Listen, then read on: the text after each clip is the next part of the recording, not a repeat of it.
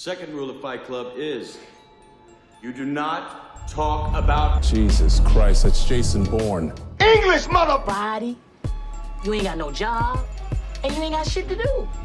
Let's put a smile on that face.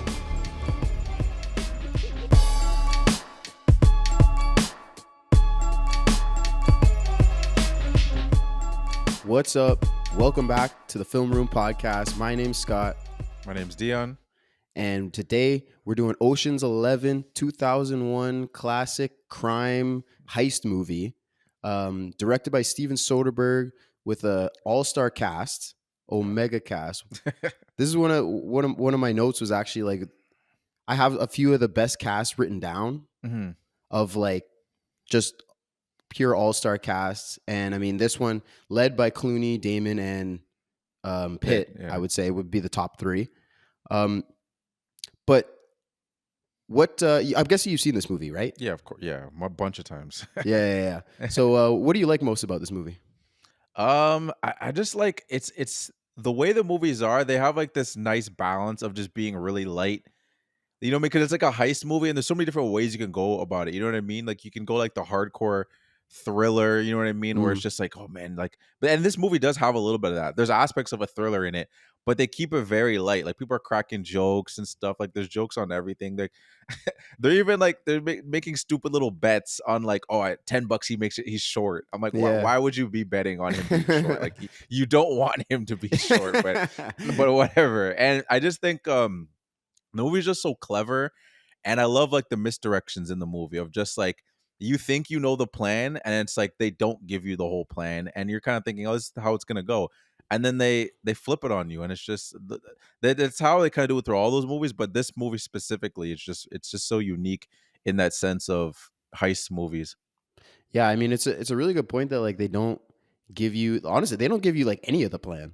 Yeah, like they well, when they explain it, so they start with the explanation of the plan is basically they're saying, okay, we're gonna hit the Bellagio. Where we have these three casinos and all of it funnels into this one safe, and we're going to crack into the safe. And we're like, okay, so that's the plan, but they don't really tell us how they're going to do it. Yeah, true. All we know is what's happening in the safe with Yen.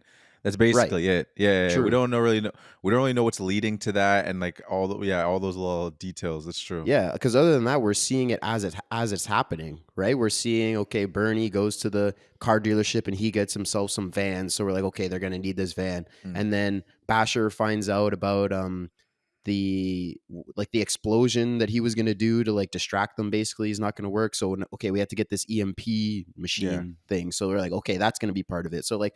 They're giving us pieces of the plan as we're going through, but it's not like the start when they form the team. They just tell us the whole rundown. Okay, we're going to do this, and then we're actually going to be the SWAT team, and we're going to like, because if you do that, then like that just takes all the fun out of the movie, right? No, 100%. So like as it's going along and we're getting the pieces of the puzzle, we're like, okay, they're going to do this, they're going to do that. And then the whole reveal at the end and the big twist, like it totally works. Oh yeah, it's great, and the movie is just so timeless too. Because I always like, it's not. I know it's not the complete mark of a movie being timeless, but I always show my sisters like movies that I really like. Sometimes they like them, sometimes they don't. Yeah, they're the bar. They're the bar. Yeah, because it's different age groups. I have my sister's 21 and my other sister's just turned 15 actually. So like, if they like the movie, I'm like, okay, this movie's generational. You know what I mean? It's like it's not just nostalgia that I like. Cause sometimes you get twisted with movies. It's like it's just like for sure my nostalgia that makes me love this movie so much. But they love the ocean movies too. So I'm like, okay, yeah, it's just. And the movie ages pretty well. They don't say anything. They could do some crazy things in here, say some crazy things with their jokes, but they don't really say anything or do anything that crazy where it's like, ooh, that didn't age well. Yeah. But the movie is just great.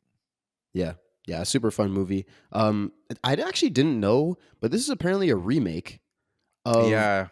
You saw this, I guess, in a 1960 movie. It's called Ocean's 11. Starring the Rat Pack. So like Frank Sinatra, Dean Martin, Sammy Davis Jr.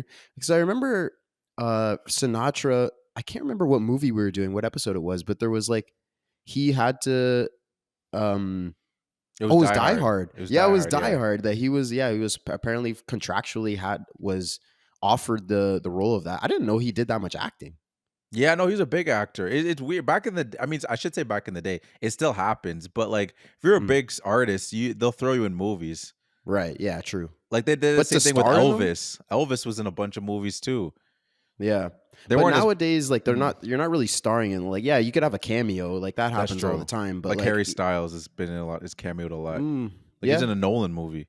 He was yeah, in freaking Dunkirk. Dunkirk, yeah, you're right. Yeah, but But you're no right. one's really Starring. headlining a movie. No, that's a good point.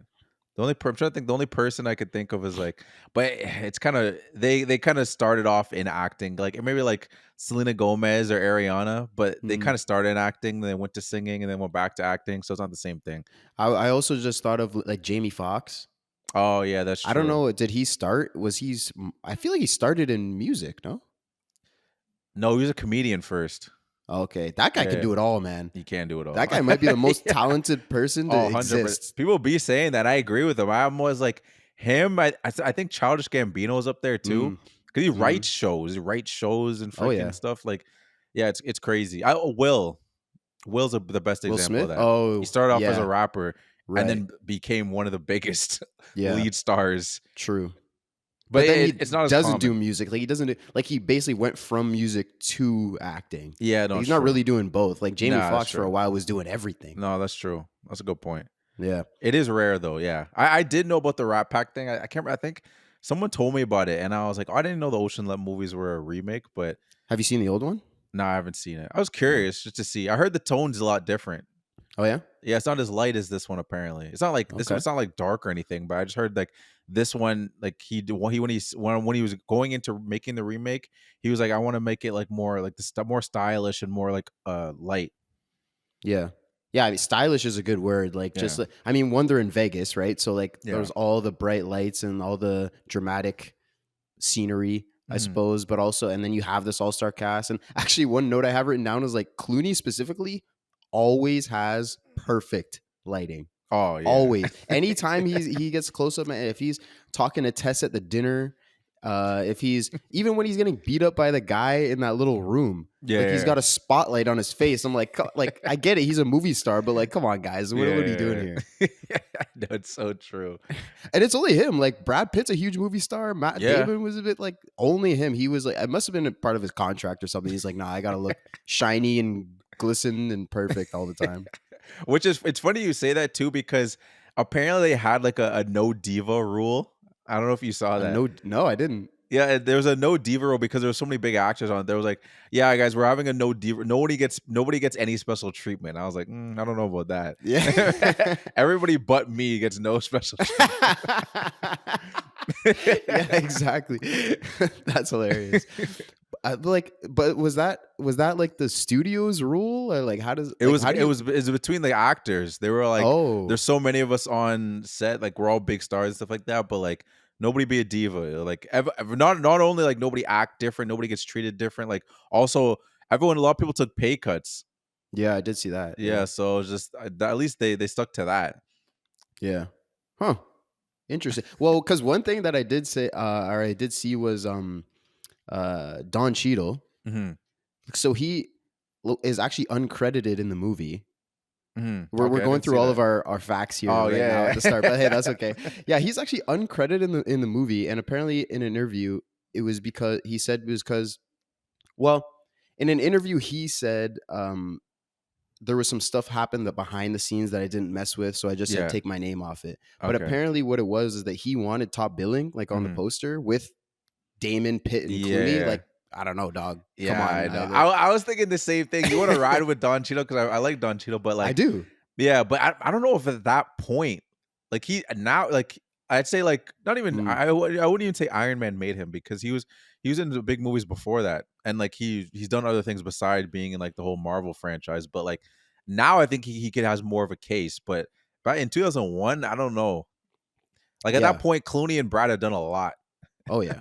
Damon, And not so much, not so much, but Damon not so much, but he was still pretty, like, he still had some cachet because he had already done Goodwill Goodwill, Hunting, which he made. yeah, Like and Save It, he didn't just acting yeah, in and it. Saving Saving, Private Ryan, that's a yeah. I big think movie. that's Yeah. it. I think that's it. But No, those are he huge did. movies. I think he did. Uh, what's the I Which can't think of the one? name. Okay, not so good. It's escaping me. But I mean, Clooney, Pitt, and Damon, like those are Yeah. three of the biggest actors in the world. Like, come Yeah, on, Don 100%. Cheadle. Like, like you're not gonna get on the top billing. It's not gonna happen. I don't blame him But for he trying. did but get it for Ocean's 12 and 13. Yeah, I well deserved. Well, Well deserved. that actually just makes me think though. Your non-diva rule. It's kind of Yeah, diva. It's a diva move. Yeah, that is kind of a diva move. It didn't apply. It didn't apply in the sequels. Everyone Yeah, became exactly. a diva. He's like, just take my name off the credit. If Yeah. you're not giving me top billing, that's kind of a diva move. But Yeah. Have you heard the little rumblings of the Ocean's 14? 14. Yeah, they've No. been teasing. They've been teasing that for years. Those This isn't guys are even too old, man. It can't be the Yeah, same I don't know. guys. I don't know. Though I don't know how they do it though. It could be like they're in the retirement home or something. Like you want to God. do one more? They're all Sauls. Saul. Yeah. Bro, they're all just Saul acting to be this frail old man and then take advantage of people. That's come on. We can't be having that. I don't know. I think the non-diva rule would not apply if they ended up making one. I'm like, the budget would be like 100 million. Everyone's so big now, but like, I don't know. I think it could be fun if you lean into the humor of like, oh, we're all old and stuff, and then maybe you do kind of things. And you have to like have a new cast in there. You know what I mean? Like bring some youngins in there. I don't know if you bring I'm not saying them like Tom Holland and Zaya today. I'm just the young people I'm thinking of. Like young stars, Timmy, I don't know. You just get them, throw them in there to mix them in. That's what they kind of did with this. Like Matt was kind of the young star. He was young, yeah. That they were kind of like throwing in there. Same with like Casey Affleck too. Yeah, he's great. I love Casey Affleck. Yeah, I know dude. he's great. Every time I see him in a movie, he just makes me laugh every single time. Hilarious. This guy's amazing. No, he's great. So yeah, best cast. So I talked about it earlier. I have a list written now. I don't know if you have any off the top of your head. Oh, just being like best movie cast? Yeah, just in general all time. I mean, the first thing that comes to my mind is just like Marvel. I guess they made their cast though. So like Avengers, yeah. That's like, what I was thinking because I have them written down on the list, but I was like Chris Evans before being Cap wasn't that huge. I mean, RDJ was RDJ. You have Scarlett, who was already pretty big, but other than that, like, no, it's true. Not really a lot of the big names were that big. Paul Rudd, I guess, was pretty big. This is the end. Yeah. I actually didn't write that down, but I did think of it just with all the comedians. Yeah, yeah, exactly. There's so many comedians in that. Knives Out. Knives Out. I have that written down. That's a good question. I can just go through the list Nolan movies. Oppenheimer. I have 2 Nolan movies on the list, and basically in the future we're gonna get the Odyssey. Oh my, that's gonna be that's already a loaded cast. Yeah, so all Nolan movies basically. Yeah, but Once Upon a Time in Hollywood. Oh, true. Because even De Niro's in that, and he's got a small role in that. Is he? Who is? He plays like an agent. That's what I'm saying. He's got a small role. Oh in it, yeah. No, that wasn't that Oh, Al Pacino. Al Pacino. Yeah, it was Al Pacino. Yeah, it was Al Pacino. I'm mixing up another Tarantino movie because Jackie Brown's got a lot too. Okay. Like Chris Tucker's in that. Samuel Jackson's like in every single one of his movies. Mm-hmm. De Niro actually is in that one. Okay. Yeah, there's just a lot. It's more. I think it usually comes down to when it's like a big director, you'll get a star-studded cast. Yeah. So I have Knives Out, Daniel Craig, Chris Evans, Jamie Lee Curtis, Ana de Armas, American Hustle, Christian Bale, Bradley Cooper, Amy Adams, Jennifer Lawrence, Jeremy Renner. It's a pretty loaded cast. That's pretty big cast. Oppenheimer, so our first Nolan one on the list. Cillian Murphy, Emily Blunt, Matt Damon, RDJ, Florence Pugh. Yeah. It's pretty big. Interstellar, next Nolan one. True. McConaughey, Anne Hathaway. Oh, for sure, yeah. Jessica Chastain, she's nice. She's great in that movie. Yeah. Dune, I have on the list as well. Yeah, I forgot about that. Timmy Zendaya, Rebecca Ferguson, Oscar Isaac, Javier Bardem, Jason Momoa, Josh Brolin, Stellan Skarsgård. Crazy. Batista, I gotta show some Batista some love. Batista, yeah, you're right. Even if you want to throw the second one in there, because then you start saying Austin Butler, Florence Pugh, True. Christopher Walken. Yeah, Anna Taylor-Joy. Like, yeah, it's absurd. Yeah, facts. Yeah, that's true. How do I have Dune 1 written down and not 2? Because Dune 1 has all these same people. Actually, Oscar Isaac's not in the second one. Yeah, that's true. Spoilers. Oh, shit. No, yeah, maybe we should cut that. The Irishman. Oh, true. Al Pacino, Harvey Keitel, Joe Pesci, De Niro. So Scorsese, he's got some big ones. Yeah, I was gonna say now you're getting into the territory of like look at the directors, and it makes sense why there's just so many. I mean, all of these. If it, like, Oppenheimer, Interstellar. Yeah, you got Nolan. You got Scorsese with The Irishman. Denis with Dune. I don't have any of the Tarantino ones written down, but you made some good points. Yeah, no, it's crazy. Yeah, no, it's that's what it comes down to at this end of the day, because that's the only way you can afford it all. Because these guys got to take pay cuts, otherwise your budget's like Right. 200 million. Because I would say, like, for this movie, like Steven Soderbergh, he has some cachet, but he's not like a massive Yeah, director by any means. But like this, like, are any of those casts bigger than this? Would you say? I mean, it's all subjective. yeah, I guess, yeah, it really is But- subjective, really, at that point. But this one, especially early on, 2001, all Oh, these yeah. movies are all after that. So like, Yeah, no, it's true. maybe You know, the the Avengers kind of The changed only other that. thing that has like massive cast and you don't really know it is like animated movies. Mm, It's all the famous people are doing the voices, like in in Right. Toy Story or like in Shrek and stuff. Especially as a kid, you don't even realize it. Like, oh, that's Eddie Murphy, that's Mike Myers, that's Cameron Diaz. You know what I mean? Because a Yeah. kid doesn't know. It's just like they're just creatures or whatever the heck they are. And then when you actually look at the cast, like, dang, there's all these famous people in here. That's like True. a cheat code, though. That doesn't count. yeah. No, you're Also- right. That is a good point, though. Yeah. That is a good point. All right. Well, I'm gonna shout out what we got coming up in Oh, the next few weeks here. Just a little announcement for anybody listening. We are doing our first annual March Madness. We got to come up with like a name for this, like the Oh, Film true. Room March Madness tournament. We'll work on it. We'll work on Yeah, it. yeah. We gotta. Maybe we should have came up with that before we brought it to the podcast, but here we are. Yeah. So yeah, we're both big ball fans. So the March Madness college basketball tournament we both really love, and we're gonna bring it to the world of film. So we're gonna do a bracket challenge. We're gonna have 4 genres, and we're gonna pick 4 movies from each genre, and we're gonna make a 16 movie bracket basically. And in the first 2 rounds, we're gonna bring this all to our Instagram. So make sure you're following us if you want to be a part of this at the Film Room Pod.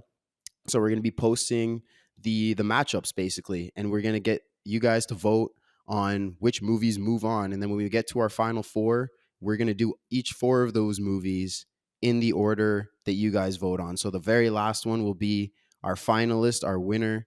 And we're going to line it up with the tournament. So we'll talk a little bit, I guess, about the basketball. This isn't a basketball podcast, and we're not just going to dive deep into it, but it's kind of the theme around what the tournament, the thing that we're doing. So I feel like we should at least mention it. But yeah, we're really excited. I think it's going to be cool. Keep an eye out for posts. I think our first post is going to be next week when this episode drops, like the week after this episode. Mm-hmm. That's Yeah, what we stay were just tuned for talking that. about. We're excited for. We've been brainstorming on this for weeks now, and then we finally feel like we've locked it in, and yeah, we're excited. Yeah, it's our first one, so I mean, we're gonna do it. We're gonna see how it goes. It'll be cool regardless. And then next year, maybe we'll make some tweaks if we find some little improvements or whatever. But yeah, stay tuned for it. It's gonna be cool. I'm excited to see what people vote on and what upsets we get, and and do the 4 movies that we end up doing, because we're gonna pick movies that we want to do all of them. Yeah. So we'll whatever gets voted, I'll be excited to do, and it'll be what the people vote for. So it'll be cool. Yeah, it's gonna be awesome. All right. Well, do you have anything else, or should we jump into the plot of Ocean's 11? I got one thing. This is Okay. before we get in the movie. It's bringing up something from an old convo we have. I think the convo started off on Inglourious Bastards, and I wasn't prepared for it. I was I don't want to blame it on being groggy or something, or maybe I just didn't have my what's it called, my information ready, because we were talking about Brad Pitt and Will Smith, and I was saying how, like, oh yeah, like I love all the movies that I like. They're like my 2 favorite actors. I've seen like everything that I've seen. I emphasize that of them that I've enjoyed, because you're like, you liked all their movies. I'm like, everything that I've seen. And we were talking a little bit about like actors that kind of like have like range and kind of play the same character. And I didn't come enough to the defense of Brad Pitt, because Brad Pitt's my guy, but I didn't come collect, because I was like, there's so many movies. Which movies can I give an examples? For anyone that thinks maybe Brad Pitt plays most of the same characters, this movie isn't a good example, because I was gonna say, people this think is of with Brad Pitt's Pitt, character. this is the Brad Pitt character. This is Yeah. him in like what's called Mr. and Mrs. Smith, and like he's like that cool guy. But movies where he's not doing that, where you're like, okay, this guy has got range.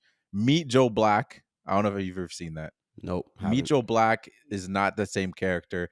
In Snatched, not the same. He's literally playing an Irish guy. Yeah. He's like playing like a poor Irish guy. not the same character. In Troy, he's not playing that cool Brad Pitt character. I don't. Troy, I'll give you a little bit of pushback. He's pretty because he's I don't know the guy's Achilles. Yeah, So Achilles. he can't be beat. He's stronger than everybody. He walks around with this confidence because he knows he's the baddest motherfucker in Greece or wherever they're Yeah. at, right? So like I don't know. He kind of carries that cool cachet in Troy. Okay, I'll give you that one. I'll give you that one. The Big Short. I don't know if you've ever seen that movie. I haven't seen it. No, he's not playing a cool guy. He's kind of like playing like an old retired guy. So Okay. he's not really that cool. And then The Curious Case of Benjamin Button.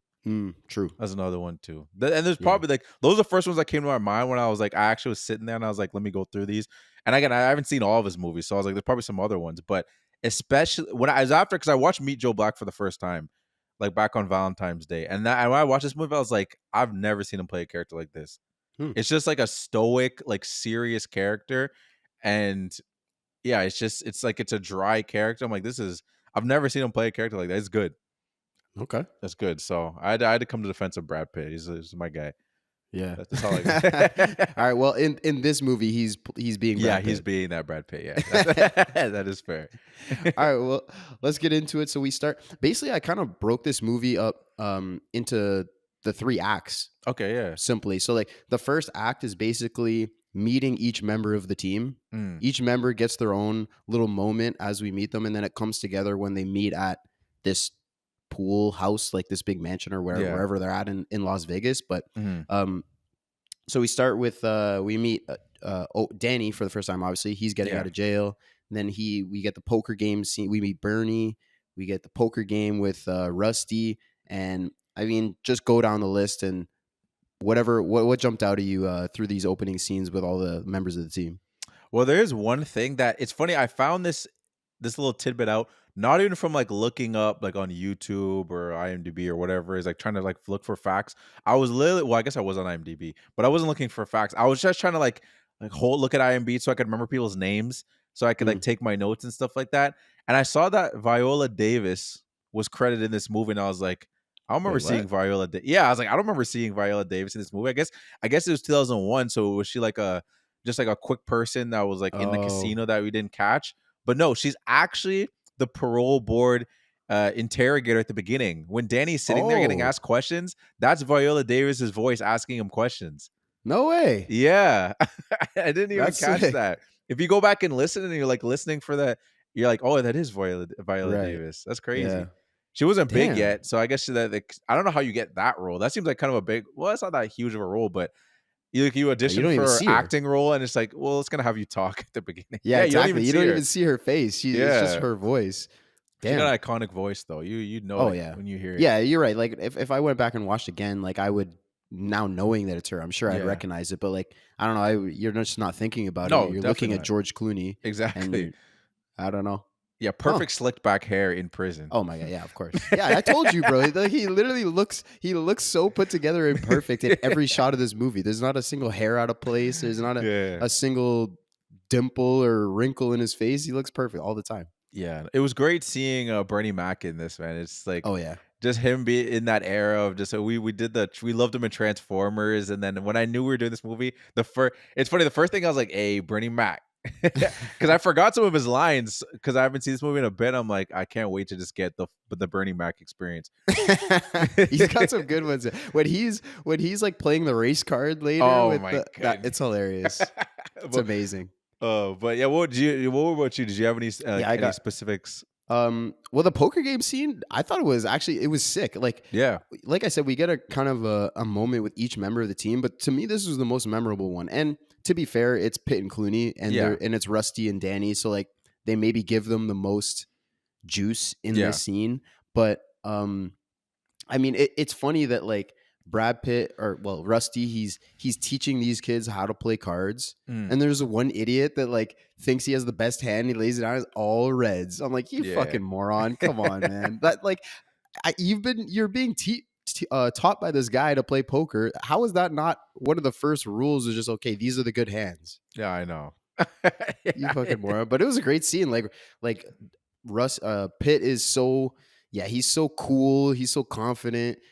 Danny, same thing. Like he's cool. He's confident. He's charming. And they have their one-on-one in the hand, and Danny ends up beating him. Mm. I don't know if I wonder if Brad Pitt was like, "Hey man, can I not lose the first hand of this movie?" I don't know. Yeah, maybe. He followed the diva rule. Yeah, you know what's also funny about that scene too? Because Frank even says he's like, "Oh, now he's just teaching young actors how to play poker or whatever," right?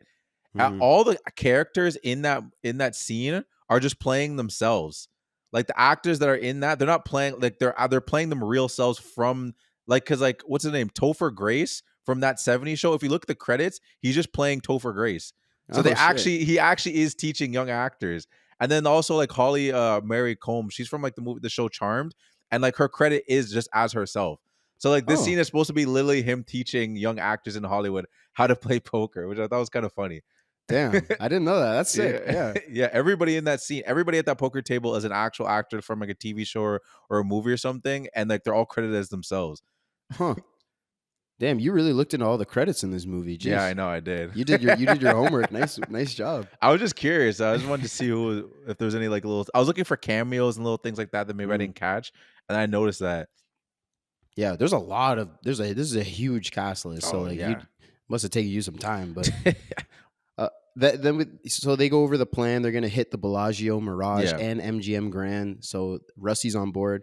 Then the first person we meet is Ruben, Mhm. the old Jewish guy, Yeah. and he starts going over the 3 most successful robberies Yeah. in Las Vegas, and there's only one that even made it out the door. This was kind of funny, and then Yeah, he I gets know. shot. Yeah, which is crazy. I was not expecting that. No, I wasn't expecting that either, too, because it's like I don't know why. In my head, I'm like, I was thinking like a casino would not want that kind of thing, like having a dead guy in front of their casino probably just doesn't look good. I don't know why Yeah. you just wouldn't keep chasing him. The guy was just on foot. It's not like he was getting into a getaway car or anything. He was just still on foot. They That's a great point. Yeah. get into your Just car. get into start your car and go after him. Yeah. You'll be fine. Yeah. But I do like that little montage. Like again, that's like the lightness of it too. Like again, this is a Mm. heist movie, and he's showing all the failed robberies, but it's not like in a like very like intense way. Like oh man, like Yeah. and then they didn't make it, and now they're in prison for life. It's like every way is like in a funny way.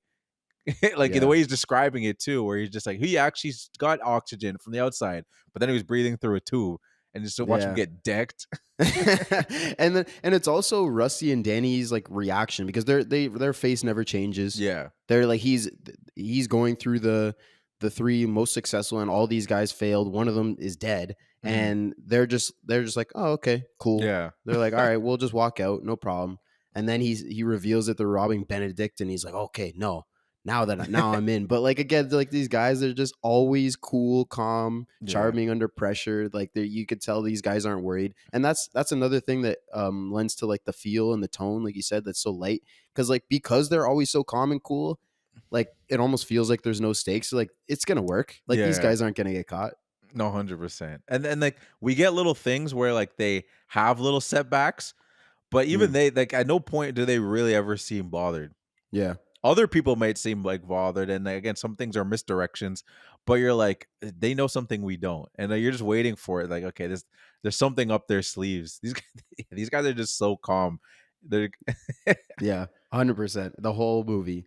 The next we meet Basher, Don Cheadle. Yeah. And this is funny, man. So he's getting arrested, and then Brad Pitt comes in and he impersonates the detective. So the cop is arresting him, and he comes in. He's pretending to be the detective. He's like, "Oh, don't worry, I got this guy." He's like, "Go get gigs for me, will you?"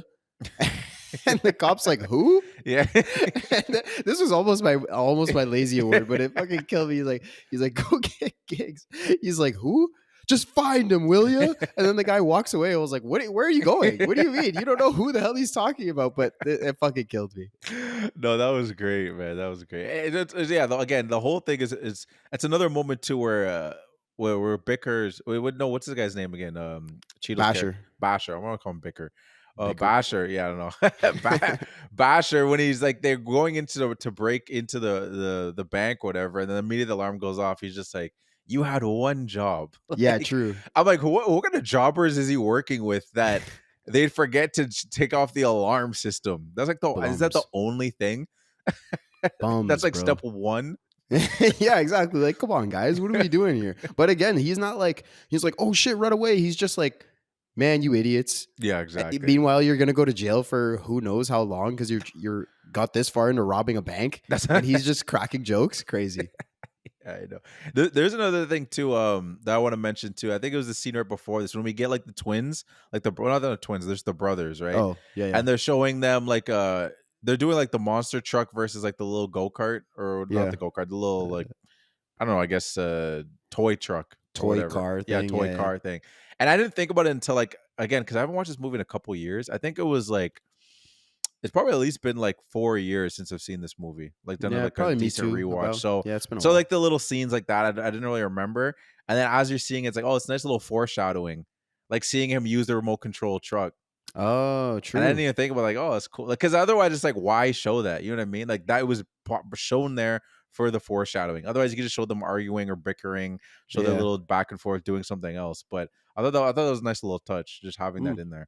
Yeah, yeah, good point. I never really thought of that because like you said, it's been a while since I've watched this. So like Mhm. when I saw that, I didn't even remember that at the end of the movie, the truck that they Yeah. drive is driven by a robot. So I didn't Mhm. put the two together. Yeah. But that's a good little catch. And yeah, I like that their dynamic is the same the entire Oh movie. yeah. They're just arguing with each other, making fun of each other the entire movie. Mhm. And this is the first scene with them in it, and they're introducing us to the characters, and that's what they're doing. And every single time they're Yeah. on screen, that's what they're doing. It's great. And apparently it was ad libs, all their bickering. Oh, it had to be. I Yeah. mean, yeah, they're all just like spewing a bunch of bullshit. Like, Yeah, there's I no know. way they wrote that down. They're just like just argue with each other, just say dumb shit. Which is just great. It's just like this, especially when like they're like, I'm jumping ahead, but not like going too deep That's into okay. that scene. But like when the balloon goes up and they're Oh my covering the God. camera and they're just screaming, just like, oh my god. Or no, that's not even the worst one. The worst one is the cart. You're an idiot. How do you always just like screaming? Yeah. The guy, yo, chill. Like, we don't need to do Bro, all this. Linus couldn't even. He had to get out. He had to just. Oh, He couldn't yeah. even take it. These fucking morons, man. But they're awesome. They're Oh, so it awesome. really it is great. Next we get Saul. Saul gets Yeah. his moment. He's at the racetracks with Yeah. the dog racing. He's seeing a woman that sells the unmentionables at Macy's. Yeah. Okay, Saul. Did you like this little scene too? Yeah, I liked it too, because just the way we get Saul, the way they introduce him, and we see him, you get that sense that like, oh man, Saul was someone that was about that action. Now this is like this is his action, like just like True. gambling on like the little dog races and stuff. Like he still needs that thrill. He can't just chill. He's like, I got to get something in some way. Like betting is like that's my new vice now because I can't do anything too crazy. So I kind of like the idea of like thinking what Saul's life was before. Like they don't need to show us a montage of him younger or anything, but Mhm. I just like in that moment, I just like to think I'm like this guy was the man. The fact that they're coming to him like this, like, oh, Saul's like that guy. We need this guy, even though he's old. He's Yeah. such that guy that we still need him. It's like, damn, what was Saul like back in the day? Well, I mean, you were talking about Ocean's 14, and we were saying they're all going to be Saul. So it's Yeah. basically the same thing. He was Danny Ocean. You know, Yeah. he was robbing people, doing these crazy heists, and I mean, they establish him as basically the OG of the team, which is awesome. Mm. But I think his biggest like addition to the team is that because he's going to be one-on-one with Benedict, right? Like Yeah. he's going to be tricking him. And I think a big part is because he's old, then he seems like less of a threat. Yeah. You know, like if Rusty went in and did that, then Benedict would maybe be looking a little sideways, like being a little cautious with this guy. Maybe he's got something up his sleeve, but like an old guy, maybe has a little more leniency towards. Yeah. No, that's fair. No, 100%. I can see that. But I also like your point that like this is all he can do. Like he still needs to do something, so he's Yeah. betting on the because he even mentions he's like, nah, man, I got a nice duplex. I'm retired, and it's like, come on, Saul, you need more. You need Yeah. you need to get into the action, bro. Come on, Yeah, this is a all duplex and a girl selling the unmentionables at Macy's. That's not enough for you. No, it's definitely not enough. He's like, oh, what is this? What is this life? Trash.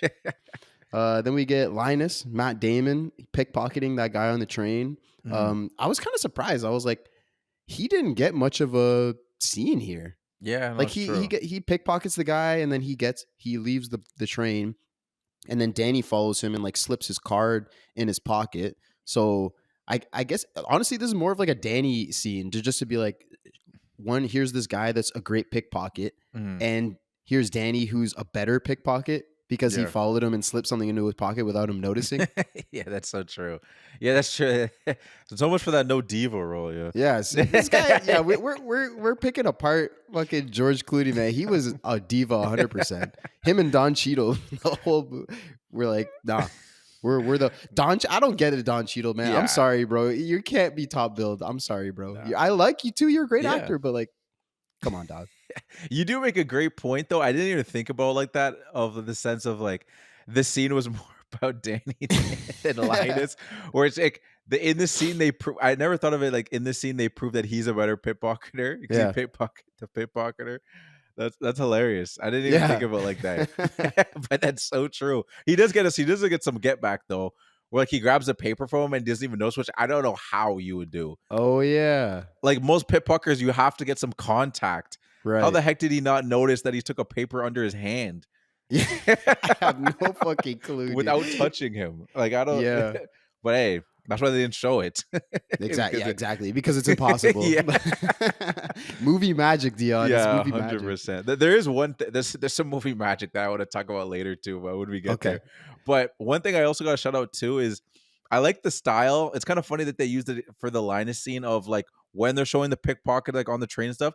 Very Bourne style, like the shaky camera. Yeah. I was like, did I just like movie just switch into Bourne all of a sudden? Like he wouldn't be pickpocketing. So, well, I guess he would if he had to. If he had to pickpocket somebody, he would.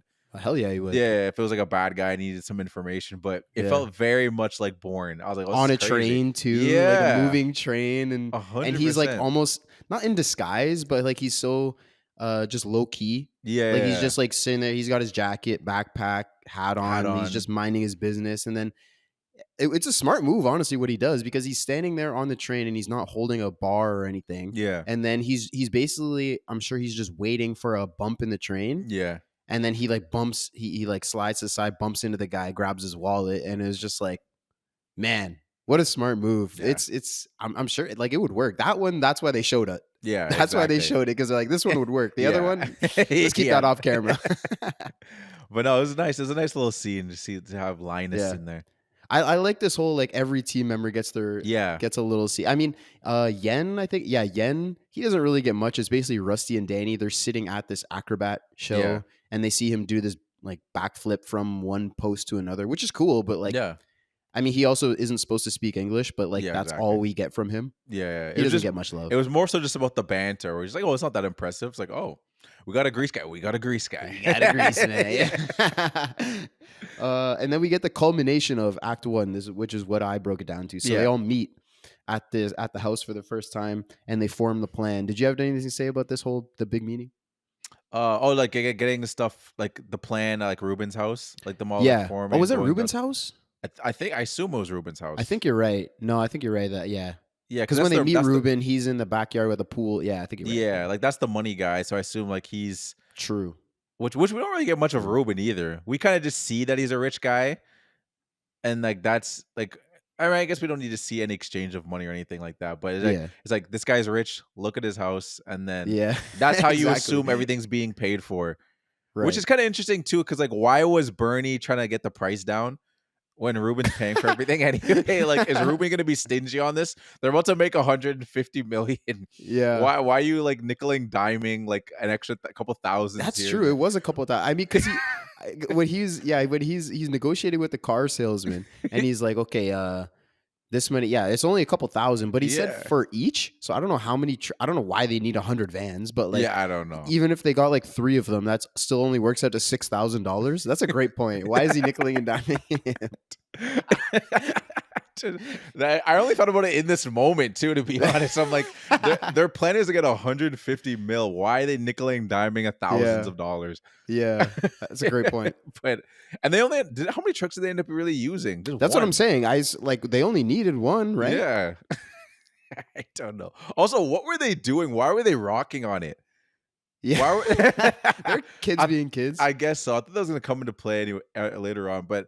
Anyway, back to the mansion scene. I liked it too, just because them going through that plan, and again, it's that purposeful misdirect and mystery of like Saul asking the questions. Okay, so we're just gonna take all that money and we're gonna walk out, and Clooney's just like, yeah, and he's like, oh, yeah, okay. No pushback from anybody. Everyone just like, yeah, Everyone trusts Danny. No one questions anything he says. Well, I'm assuming that they then like Danny and Rusty then explain the whole plan Yeah. to the team. They just did this off camera. Like Yeah. we get basically the pitch. Mm-hmm. Like he comes out to they're all sitting around the pool and he's like, "Oh, everyone's eating, good," and nobody answers him. He says, Yeah. "Everyone's eating," nobody answers him. Good, okay, you could read mine, sure, whatever. Everyone's sober, close enough. Yeah, that was funny. yeah, that was good. And then he's like, "Okay, we're gonna make all this money. Come here." And then they're like, "Okay, we're gonna rob this and this and this." And then they have a few questions. And then, like you said, Saul's like, "We're just gonna walk out with this money." He's like, "Yeah." And then like the scene changes, but I'm assuming they stayed and explained the whole plan to them. Probably. No, yeah, 100%. Okay, so then we get we kind of get the second act, which is basically the plan starting. We get like kind of the lead up because the third act is basically the night of. Yeah. When it's happening. So like everything between now and then when we're seeing different things. Like I said, they're getting the EMP machine. We meet Tess and Benedict for the first time, so we kind of get their sense of the characters. But the first note I have is like we see Saul as a Lyman Zerga. Oh yeah. For the first time walking to the casino. He looks tough as shit. Oh my god. Yeah, with the brothers behind him, like he security. Looked tough. Yeah, he oh tough. my god. He looked tough. I almost gave him my fit check just for like Same. Saul. Same. I said the exact same thing. I was like, this might be my fit check just because the aura coming off of him. Yeah. Yeah. Like if this was like, everyone would be looking at this guy like, damn, who the heck is this guy? With two security guards, he walks in, like fixes his jacket, puts the sunglasses on him, like, holy shit, Saul. I was like, I see. Did they just get this guy on just because he looked good? Like, I don't know. What does he have to do? Is he a distraction just on his own? Like, I don't know, man. Hey, man, I understand how we got that lady selling the unmentionables at Macy's, bro. She didn't know what hit her. God damn, Saul. Yeah, he just came through and she's like, oh, all right. She's like, oh, excuse me, sir. This is the unmentionables section. He just walked in like that and she said, oh, never mind. You're okay. Lyman Zerga. He looked cold as fuck. Yeah, it was tough, man. That was tough. Yeah, then we meet Tess and Benedict for the first time. So we had Linus, who's like following Benedict. He's getting all the information. Okay, he gets at this second, he goes over here and he sees all the high rollers, and then he gets this the codes for the safe for the night, and then he goes and sees his girl and blah blah. Like he's giving us the whole rundown, which is pretty cool. Yeah. And my note was like, we see Tess and Benedict like with each other up in like the art gallery because she's a curator up there. And then she goes to kiss him and he like pulls away and like points to the camera. I'm like, who cares? Yeah. Just kiss your girl, exact dude. same thing. He's like, people are always watching in my, okay, so you're not allowed to kiss your girl at your work? What? You own the casino and people are going to question how you can run a business or something? Yeah, like, it makes no sense. Yeah, that pissed me the hell off. It made no like, sense. I mean, it's basically planting the seed that like, it's foreshadowing. It's like, okay, their relationship isn't that great. He's actually, he doesn't really care about her that much. But like, this is just stupid. No, it doesn't make sense. I can't kiss my girl because there's a camera right there. What the hell? And there's also security guards behind you. What does that have to do with anything? It doesn't make any sense. And also, it's just like, why? Like, why are you not into Julia Roberts? That's a good point. It's like I don't know. It doesn't make any sense to me. It doesn't make any sense. Because she gets her moment when she comes down the stairs and Linus like, this is the best part of my day. Because he's tailing Benedict the whole day. So he's just watching this dude talk to gamblers and just running a casino. And then he gets to see Julia Roberts come down the stairs, and she gets the George Clooney lighting for one scene. Mm-hmm. She gets she gets her it girl moment. Yeah, where she's walking. I mean, if she's reading the script and she's seeing like all the shine she gets, she's like, oh, I'll do this movie. Yeah. Like everything, I look great in every single scene. Like I always get all this great. Like even like when he goes to see her like dinner too, she's got like the necklace on and everything. She gets that George Clooney lighting in that too. They get even lighting. It's like she gets so much shine in this movie that's just like. I don't know what Benedict's issue is. You can't kiss the girl in a museum. I mean, physically speaking, you're right. She gets a ton of shine, but she doesn't get to do a whole lot. Really. No. She doesn't. She's kind of like, I don't want to say damsel in distress, but she's also kind of like Danny's doing this whole thing so he can show that Benedict's a piece of shit. Yeah. And like get her back. So that's kind of her role in the movie, is to be the hot girl that like is this guy's ex-wife. But yeah, she does get her it girl moment, and then the dinner that's next, like we get a good moment between Danny and Tess. They're kind of we get a sense of their relationship. She's like their exes, so like obviously they were scrapping, and basically Mhm. because Danny is a criminal Yeah. is basically the gist of it. And because I mean there is one little bar in here, and it's not my quote. I hope I'm not stepping on yours. I doubt it, but Mm. Danny basically asks her, he's like, "Does he make you laugh?" Mhm. Because he's like, he hates Benedict. He's like, Yeah. this guy's got my girl. He's like, "Does he make you laugh?" And she says, "He doesn't make me cry." Yeah, that's a pretty hard line. Yeah, Yeah. it's not my quote, but I almost thought about it too because I was like, that's a pretty hard line. I was like, I found something better, but nah. Mhm. The little back and forth with like Tessa was like quick with it. Like it wasn't like she was like didn't have words to say to him. She knew exactly all the Mm. things she had to say to him. She did not Yeah. hold back too. And it's not like she had this prepared. She had no idea he No. was even in. She didn't know he was out of prison. She didn't know he was in Las Vegas. She had no idea she was going to see him. So yeah, that's a good point too. But I like this quote for like a couple reasons, because like even the first part when Danny's like, "Does he make you laugh?" Because like think about it, if say, like your girl, if you went to jail or whatever, Yeah. and then she's with this new guy, and you're like, "I don't want this guy making my girl laugh." Yeah. Like when you're out, like someone's making your girl laugh a little too much, you're like, Ye- you might want to step back there, G. That's my thing, all right. You know what I That's mean? so true. Yeah. I like that. Yeah, it's the first thing he asks. Yeah, exactly, Not does he treat you right? exactly. Does he make you Yeah, I don't care. laugh? Does he make you laugh? Yeah, Laugh like I made you laugh? is he beating that shit up, Tess? I don't care, but if he's making you laugh, Yeah. I can't have that.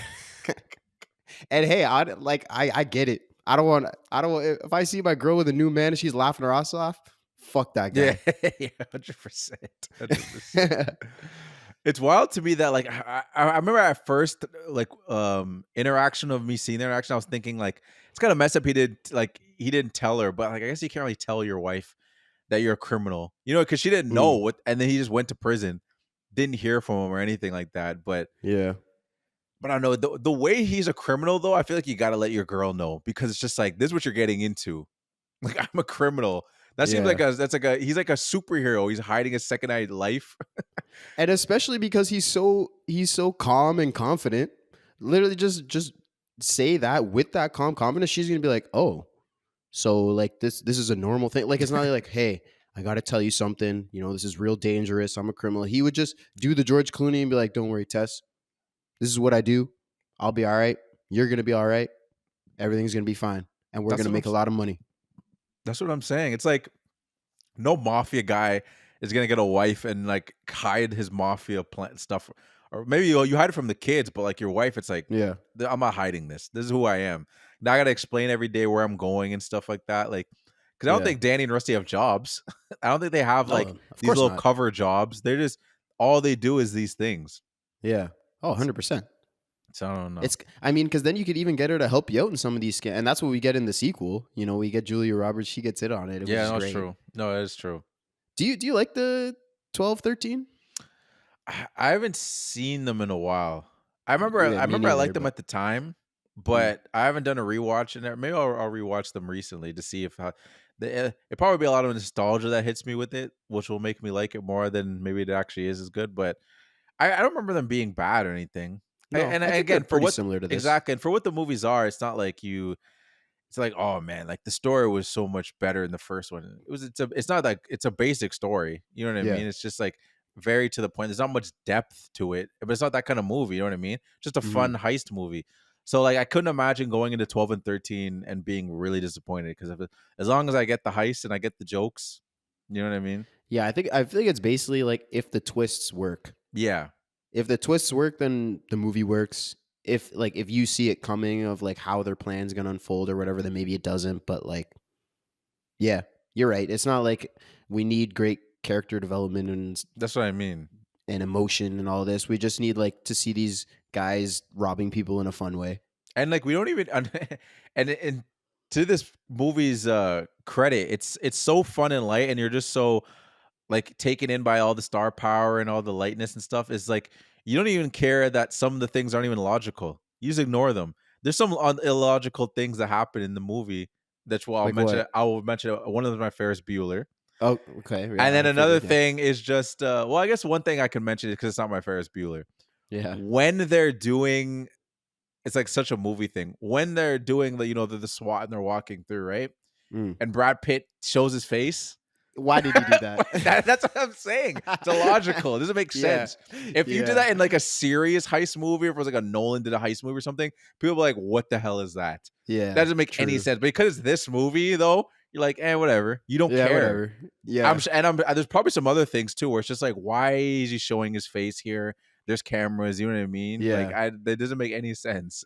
Yeah, you're in a casino. They literally established earlier in the movie, Benedict wouldn't kiss his girl because there's cameras everywhere, and he's just gonna lift it. As soon as he steps out of the elevator, he takes his mask off to reveal it. Why wouldn't they do that in the SWAT van? I don't know. Like have them all get into the van, and then they take their masks off or something. Yeah, that's a great point, actually.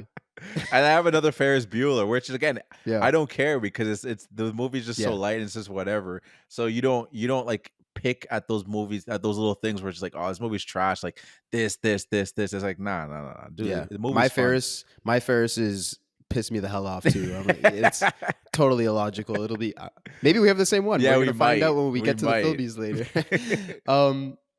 We get a cool little shot of blowing up Ruben's old casino. Yeah. Right, because this is why he's pissed at Benedict. He's like, oh, he's gonna level my old casino so that he can build a new one. Mhm. And it's really cool because there's this whole like crowd here. There's it's this whole event. First of all, I don't know why that's a thing, but Yeah, I don't know. so everyone in the crowd turns around Mhm. to see the casino blow up. But you see Danny and Linus, Yeah, and they're still looking forward, which was super sick. yeah, that looks so dope. It looks so dope. Yeah. I Now- mean, because Linus is tailing Danny Yeah. and Danny's scoping out, I guess, Benedict. Mhm. So it's just such a cool moment to be like, these two are so locked in Yeah. on the job that they're doing, right? They're not here to see this building blow up. Mhm. Everyone else is here to see Yeah. that.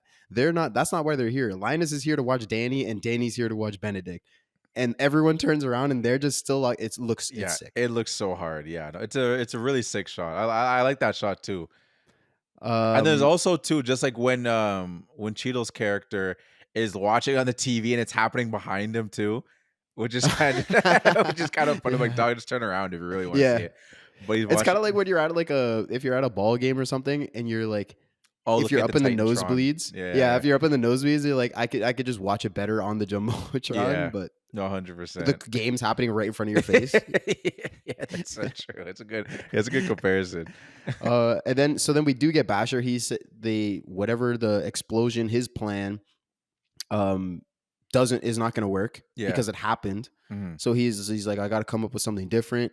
He figures out this EMP, which I don't know why this EMP wasn't the original plan. This is way better than just blowing stuff up. Yeah, I know. It's Like you can knock out the power, it eliminates the cameras and the safe, and like this is way better. Why wasn't this the 100%. original Yeah. plan? Yeah, I know, right? But then they go and steal it, and then we have Linus, like we were talking about. We can't stay with these idiots in the van. He goes in, but again, he's like, it's the timing's perfect. He walks in the door as they walk out of the door Oh, with the yeah, I EMP, know, and they I load in know. the van. They're like, "Wait, where's Linus?" And he just breaks out and comes back to the van. I was like, this was meaningless, but amazing. Yeah, I know. And then freaking Yen getting his hand like closing the door really didn't have a pin in the plan as much as you thought it would when you first watch it. I was like, Facts. oh snap, what are they gonna do? And no one even addressed it. It's like once he's in the room, we see his hands patched up, but there wasn't any concern really. Yeah, Which is kind of funny. Everyone's just like, whatever. nothing phases Danny and Rusty. No, nothing. Even dude. their grease guy freaking breaking his hand Yeah, or whatever. whatever he did to his hand. Well, yeah, it got like stuck in the. You're talking about when he's in the safe, right? No, I'm talking about like initially when it gets crushed in the door. Oh, right. Yes, I know. You're okay. Yeah, That's 'Cause- why his hand got stuck because he's all tied Yeah. up. Well, there you go. So that's what comes because later when he's in the safe and he has the hand wrap around it, and that's Yeah. what gets stuck in the door. No, but I'm saying they didn't address it. Is in the sense of like his hand gets crushed and there was no like, oh snap, like You What know, are we gonna like, do? yeah, what are we gonna do? It was just like it happened, and everyone was like, "Oh snap!" And then nothing. The plan just went on. Yeah, There was no he'll be all right. concern that maybe something could get fucked up because he's a messed up hand. Which again, it's not even like I'm not picking at it saying like, "Oh, it makes it dumb" or anything. But it's just Mhm. funny that's how calm and cool and collected they are. Like our grease man just fucked up his hand, and not and who Y- cares? You know what I just thought of, because I was saying, okay, if he broke his hand or something, and if he tries to do his backflip and when he gets in the safe and he accidentally like goes onto the floor and sets off the Yeah. alarm or whatever, Mhm. would that even matter? Because Rusty calls him like 10 seconds later and tells him that they're being robbed. Oh yeah, that's true. Well, I don't know. Maybe the alarm. How crazy is that alarm? Does it alarm the whole? Like, does the whole Maybe it like casino? locks everything down or Actually, no. They probably something. wouldn't want to do that. They wouldn't like if the alarm went off in the safe.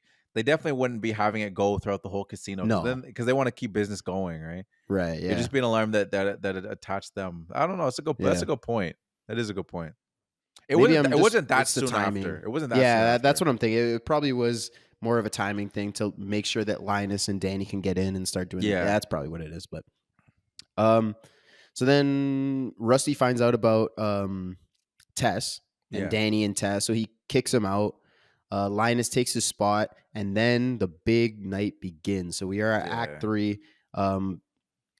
We're, I mean, it's one night, but there's so much that happens, Oh and yeah. we're gonna go through it. But like, what are your thoughts on the night in general, and just like the plan coming to fruition?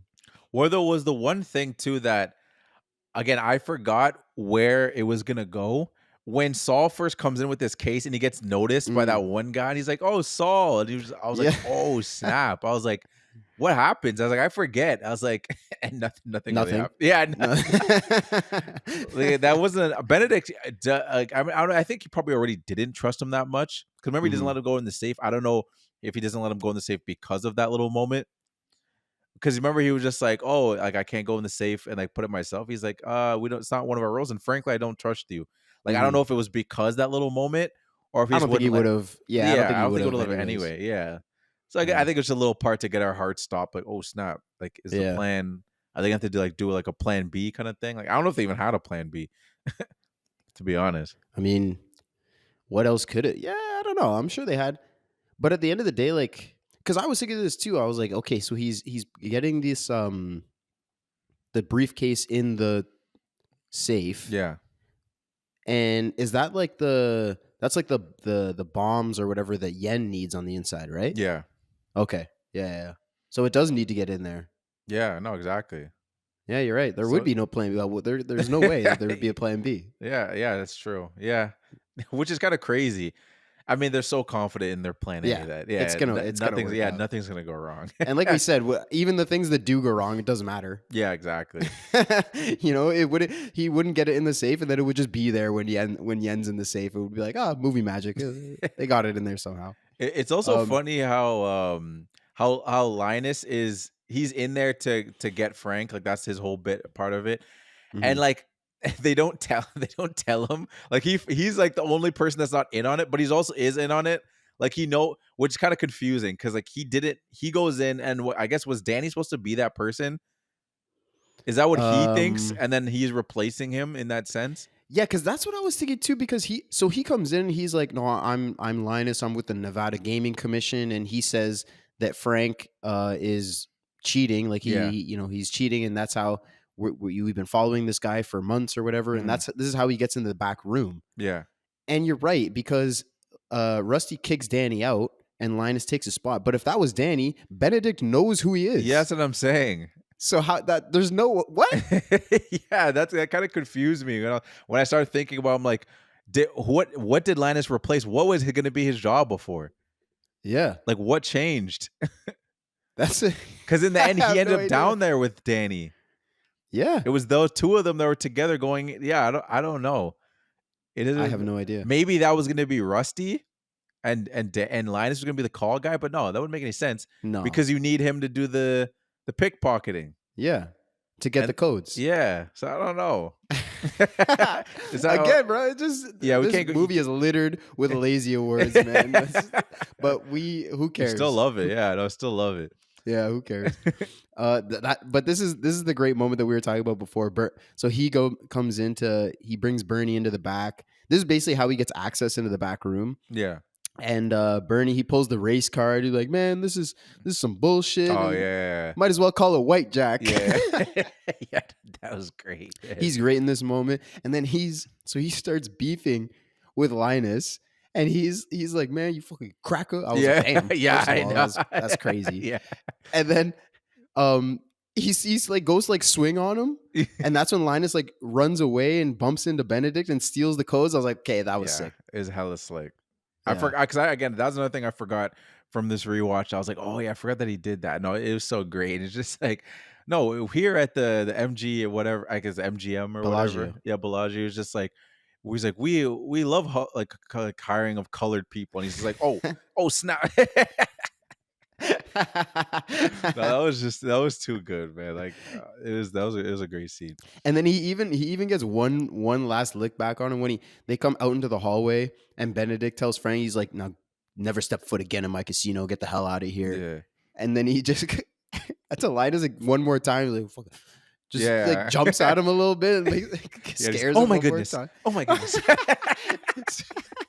It was so great, man. Damon and Bernie were great. Oh in this my scene. gosh, there's great chemistry in that moment. Yeah, It was incredible. amazing. Incredible. I can only imagine they popped so many times when they were doing that. Facts. That was Yeah. definitely not a first take. That probably took them like 10 takes. Because Dude, how knowing could you Bernie, I take- bet he ad-libs so much. Oh my god, yeah, 100%.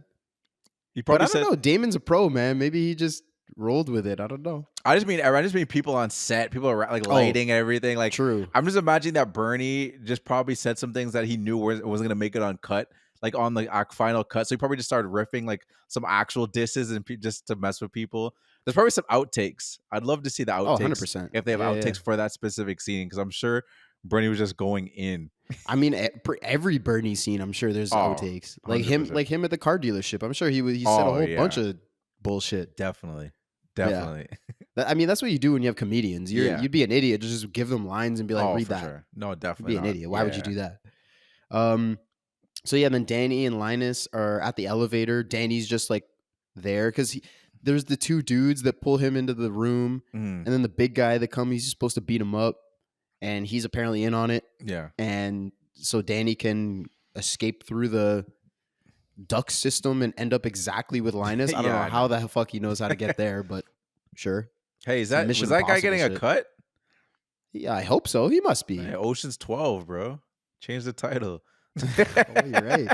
That guy was in on it, bro. I hope he gets a cut. We didn't see him Yes, at the sir. fountain then. He wasn't at the fountain, but he was part of it. Yeah, you're right. How part was of he it. in on it? Huh? Like, how did they get Benedict's beat up Yeah, I don't muscle know. guy? I don't know. Whatever. I just thought of That's true. You're right. He's in on it. He must Yeah, get a cut. I hope There's so. no way. They lied to him about how much it is. Like, yeah, we only stole $1 million. They're like, okay, cool. He Yeah, sees in here's the news. Oh, Here's your what the 10,000. Yeah. Yeah, in the news, 150 million stole from Bellagio. He's like, what? Damn, they did him dirty. Oh, my Yeah, they did him goodness. dirty. Rusty gets Saul because Saul, he takes this pill and like passes out inside the security room or Oh, whatever. yeah. Gets them to like distract them. Cheadle hits the EMP and he like covers his balls while he does that. Yeah, I know. Like that would do Apparently anything. Apparently Cheadle just like did that. Like, Oh, that wasn't really? in the script. He was just like, He's I mean, like, I know it's not a radiation. bomb. Yeah, I know. No, I think he was thinking about like radiation, but I'm like, the radiation would go Oh. through your hands. Oh, 100%. That's why Yeah, it's yeah, funny. 100%. It's Yeah, just you're like- 10 feet away from this thing and it wipes out all the power of all of Las Vegas. Yeah. There's no way. Yeah, 100%. Oh, there's also another little fun. Like I like that that scene of Saul passing out because Mm. they kind of teased it throughout that you thought that he kind of had like some health issues. Cause remember they're like, Saul, you sure you're good? You know, they kept kind of teasing that you good. And it's Oh, like, yeah. you kind of felt like, oh, this is just like an old man, and it was like, oh man, like I'm going through it. So in that moment, if you're it's like your first time watching, you might think that like, oh snap, is this off plan? Like, is he just passing out? Because we've seen him pass out throughout, or like not pass out, but like you've seen him kind of like struggling with his health throughout the movie. But then when you see him pass out, and then they show the camera, and the flips like, oh man, that was part of the plan the whole time. Yeah. But it's like, wait, he actually does have health issues, though. I'm assuming. You know what's absolutely insane about this? What? I have this written, and it made me furious. So later, when the SWAT team starts coming down the elevator shaft, Saul is one of those dudes. Really? He's hooked. Yes, bro. He doesn't have his helmet on, so they have him hooked up to the wire coming down and he's like visibly struggling. Yeah. And I'm like, what are Oh, you? yeah, that's what the true. hell's wrong with you guys? You have one. He's already an old dude. Two, you had him take this pill and like pass out. There's no way he's just fine now. Yeah. He needs to give him the rest of the night off. What the? You guys are assholes. You're making Saul come down and carrying bags of money. Like, what the fuck, guys? That's so true. I completely forgot about that because you're right. They do show him when they show like the recap of everything. They do show him like taking off his mask and being like struggling. Yeah, why the hell did they have Saul go down there, bro? like that? And yet you have Basher, you have the IT guy or whatever, and you also have Bernie. They're all up in the hotel, like watching on the screens, watching this shit go down. You threw Saul in there? What the fuck? Yeah, that's so true. These guys are dicks, man. That's insane. He already has health issues. Like, what the hell? Guys? And there was the moment when he was just watching on the screen too. He's like, yeah, because he was like, I can't remember his line. He was like, oh, that was the most beautiful thing I've ever seen in my life, or that's the sexiest thing I've ever seen in my life. Oh yeah, it's just all the money. Yeah, exactly. It's just looking at all the money. But it's just like, and then they made him go, but not the other guys. Yeah, I don't understand. Yeah. Well, maybe they made them go too. Yeah, maybe it's because the whole SWAT team, I guess, is all of them. That's true. But you know what is another line too? Now you mentioned the IT guy. That was a line we passed over too, but I thought that was a really great scene too of him almost getting caught. Like he was doing all the stuff, and then he wiped his head, like the sweat on his head, and he was like, "Oh man, I don't remember how to get out." And the guy's like, "Hey," and it's like, "Oh snap!" Like that was actually a pretty intense part of the movie where it's like, "Oh man, like." What's he gonna do? Are they gonna lose this guy? Are they down to Ocean's 10 and then they have to get a new guy or whatever it is, you know what I mean? And then it all worked out in the end. But that was so sus though. If I'm caught, like you're calling a dude and he's completely ignoring you, and then you hand him the thing, you'd be like, why are you running away from me? Yeah. I had the same thought, but I'm almost certain, I'm not 1,000%, but I'm almost certain he, like, when the guy taps him on the shoulder, he takes off like headphones, like little like earbuds. Oh yeah, true. Because he's listening to those guys. Yeah, so his excuse would be like, "Oh, sorry, I didn't hear you. I was listening to music or whatever." That would be his excuse. And then the guy's just like, "Hey, you forgot this. Yeah. Or you dropped this." Because you're right. When he's like, "Hey, come back here," and you're like, "Oh shit, what's he gonna do?" That was intense. Then we get so then Yen is in the safe. He does his thing. He gets his hand stuck. Of course, little movie thing, gets his hand stuck as the bombs are right about to go off. But the trigger has no batteries. I was like, my God. Yeah, it's like I was like, this is so stupid. But and then Linus just has. Why do you have batteries? Yeah, I know. He pulls out a pack of batteries and they switch them. Like, why would no? That's what someone on the writing team just thought they were being cute, and they're like, let's put that in there. Why not? That did not have to be in there. It didn't have to be in there. That was just like their way whole of giving Yen Yen more time. getting his stuck hand and be like, "Oh, he's gonna blow up," and then 2 seconds later, it's just like, "Oh, the trigger has no batteries." That was the dumbest shit I ever seen.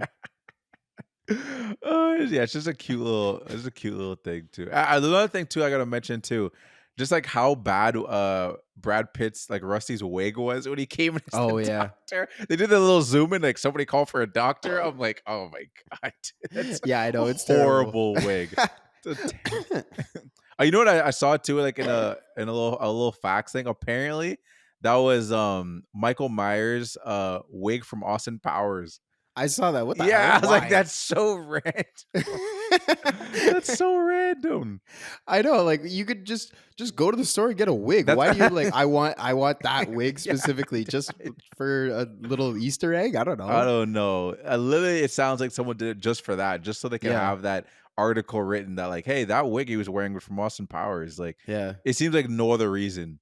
So that 20 years from now, two idiots on a podcast can bring it up and have a laugh about it. But yeah, he looks so like, even his delivery is so like nerdy and weird. Like he walks up, he's just like, somebody call a doctor. Yeah. And it's like, what the fuck? Just talk normal.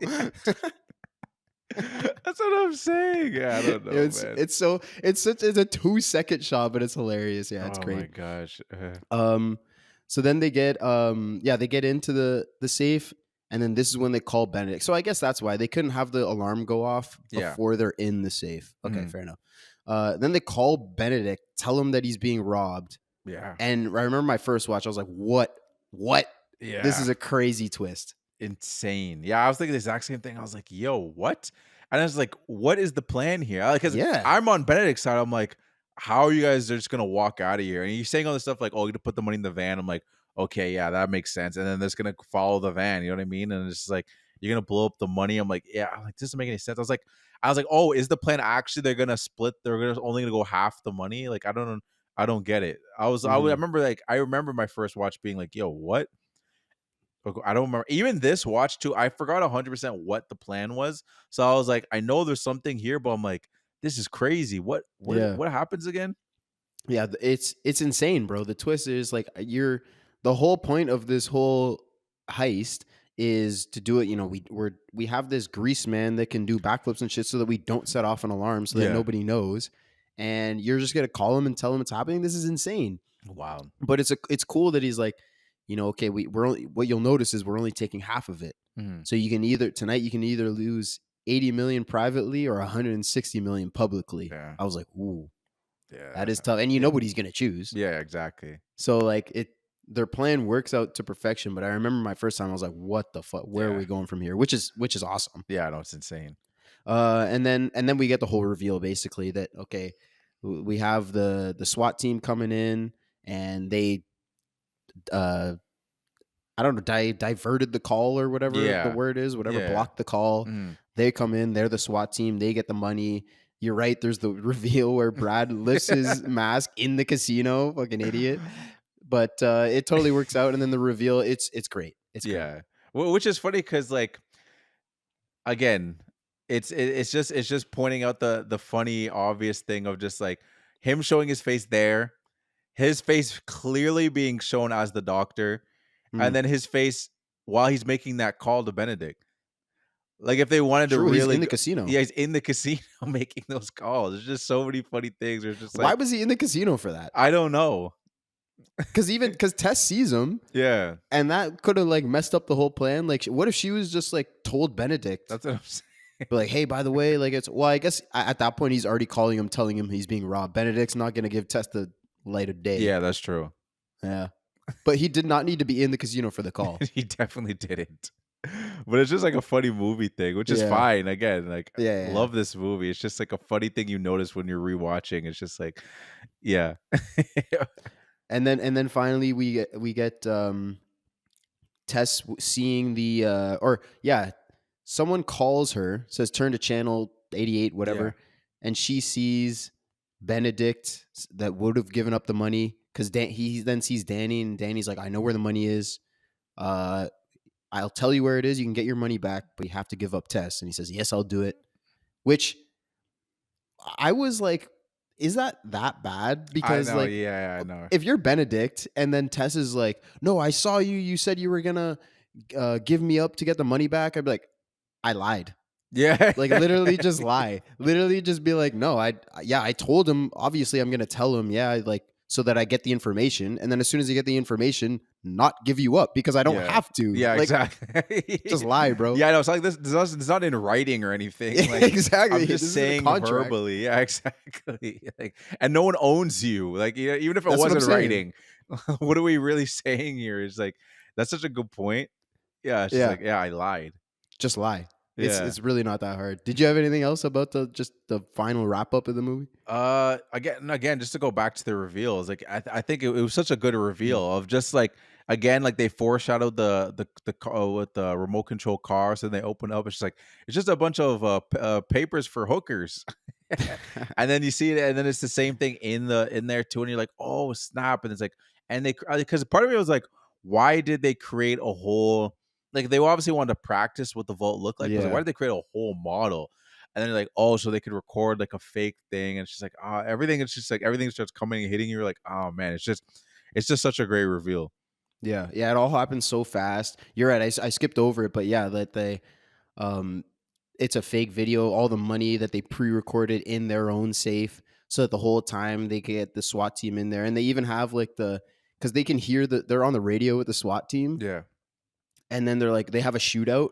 They're Mhm. like, oh, who's that? Get down, get down. Do, Yeah. do, do, do, do. Like they're doing all this stuff. They're just throwing bombs like all over the place and just shooting around just to throw them off. But like, it's such a great reveal. Like Oh, as great. like from the minute that Rusty calls him to when the reveal happens, you're just like, what is going on? Yeah. Like the cops are coming, and like this can't be good. Yeah. Like their whole plan was like, okay, they don't know what's going on, and now the SWAT team is here. They don't know about it. Because we didn't think they knew about it, Mhm. right? So we're like, what the hell's going on? And then the reveal of like, nope, fake video. We're the SWAT team. I remember the first time I was like, oh Yeah. snap, they got him. Yeah, it's so dope. It's such a satisfying reveal. It's Yeah. crazy. And then the final, like you mentioned, the shot around the fountain. That was a nice little like bow, just to put a bow right at the end of the movie. We get the whole team looking at the backdrop of the Bellagio fountain, and Mhm. then they all one by one peel off and go their separate ways. It's a nice little way to end it. Yeah, it was a nice way. And apparently that wasn't initially what they wanted to do. Like I remember like they were trying to figure out a way, what would be the best way to have everyone kind of like break off. And apparently Soderbergh just went to the fountain like to think. And then in the moment Mm. he was like, "Oh, this should be it. They should do Oh it right shit! here." Yeah, like they should do it right here. And apparently when they were recording, he kind of told everybody, he's like, "All right, there's not really much direction. Like however you guys want to leave the fountain, just leave the fountain. We're just gonna keep rolling, and when one by one, just do your thing, and then however you want to Yeah. leave." And then this filmed it like that. I saw the same thing, but I did see that apparently the one point that he gave was like, I want Rusty to leave first Mm. and Saul to leave last. Okay, yeah, Other than that, just do whatever feels right with your character. And Danny's not there, yeah. obviously, because he gets arrested. Mhm. And then the final shot of the movie is him coming out of prison, and Rusty picks him up, and he's got Tess in the back seat, and now they're together. We get a happy ending for everybody except for Benedict. Yeah, But that's fuck true. that guy. But he's got his goons following him, True. Oh, that's true. which leads well into the sequel. But it's all. Yeah. But I don't think they thought they were even gonna get a sequel. I think they just wanted to, Yeah, just I like, don't know. oh, maybe they didn't get away. Mm-hmm. Cause I don't know if they 100% knew. Like you Yeah. assume, like, we got all these stars, we're feeling confident. Like it's any movie. No movie you can be for sure. Mm-hmm. Unless the studio already greenlights like a trilogy or whatever. Usually that works out with like books and stuff like that. Because like, oh, we got 3 books, we bought the right to these 3 books. We're gonna make this trilogy. Yeah. Well, we're at least gonna try to make the second one. If they both bomb, then like we're not gonna bother for the third one. Right. But for True. this wasn't based off a book or anything. And like the original one was just an individual film. So it's not like they had source material to be like, well, once we do the first one, we know what we're gonna do for the second one. So it was kind of just like wait and see. But I feel like he just kind of opened it up with that way, in the sense of like, well, if we is a sequel, let's at least have this little scene here. This little thing in there. Yeah, true. And I mean, if they didn't do that, if they didn't have those guys following them, and then we come to the sequel and it's Benedict saying, "No, we know where all your team is, and like you have to give us your money back," and blah blah blah. Yeah. It's not like everyone would be like, "Hey, you weren't following him Yeah, at I the know, prison," sure. you know. So they didn't really need to No, do that. for But sure. you're right; it's a nice little touch that they added in that works out. Ended up working out. You know, the way the movie was revealing, this is my kind of like my last note that I had Mm-hmm. written, is the way everything was like revealing itself at the end of the movie. I remember always thinking in my back of my head, I'm like, is Tess in on it? Is that like one of the most ultimate twists, where it's like everything was just for show, and then suddenly like you see like a zoom in of Tess, and then you see like a smirk, and then you see like a behind the scenes of like her doing some little thing in the behind. I'm like, wait, what? She was on it too? But That'd have been sick. that would have been sick. That never happened, but part of me would be like, that would have been like a cool little thing. Where that would have been like ultimate, like, what? She was in on Yeah. it too. Like she was never at any of the meetings or anything. Like Yeah. it would have been crazy. Like just an extra slap in the face to Benedict. Oh, Be yeah. like, she wasn't even with. But I feel like it.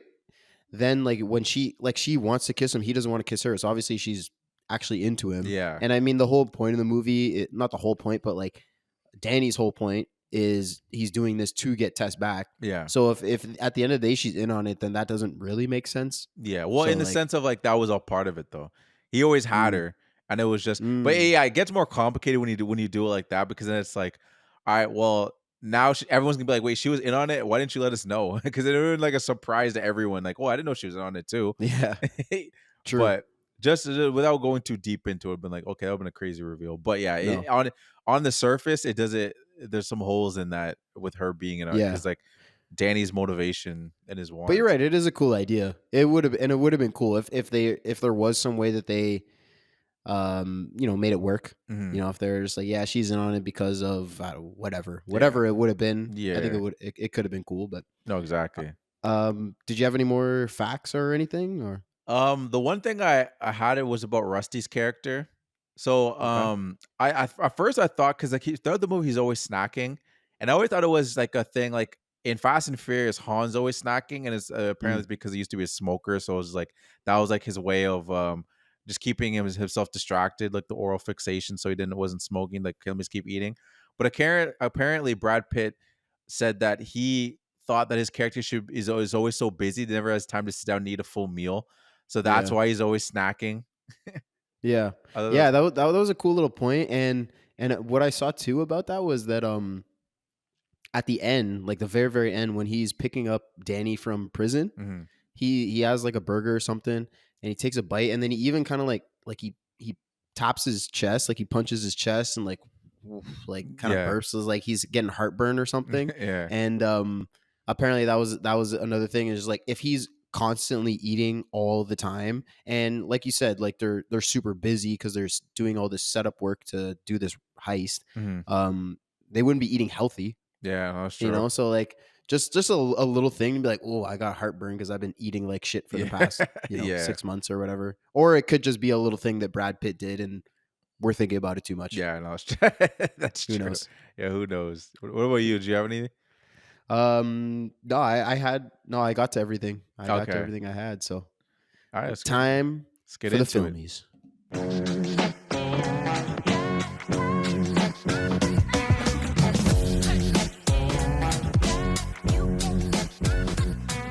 Welcome, ladies and gentlemen, to the Filmies. If you're new to the show, this is a part of the show where Scott and I we give out 6 awards to a movie, and starting off with the first award, we have our Ferris Bueller Award.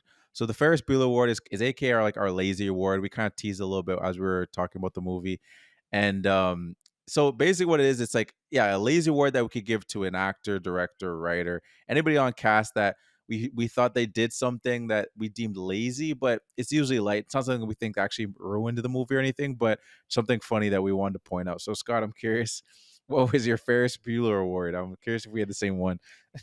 Hey, maybe mine. I gave it to the Bellagio worker. It's an Okay.